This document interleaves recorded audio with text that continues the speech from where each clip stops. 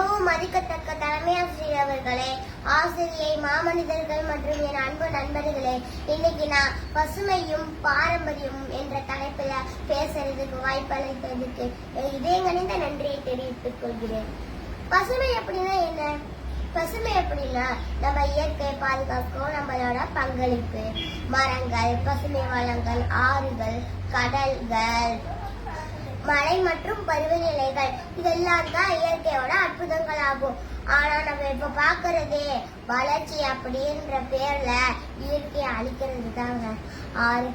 ஆறுகளை மாசுபடுத்துறது, மரங்களை வெட்டுறது, காற்றை மாசுபடுத்துறது இதெல்லாம் பசுமைக்கு மிகப்பெரிய அபாயம்.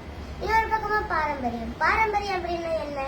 பாரம்பரியம் அப்படின்னா நம்ம முன்னோர்களால் சொல்லி கொடுக்கப்பட்ட பண்பாடு, வழிபாடு, மொழி, ஆடைகள், உணவுகள், சடங்குகள்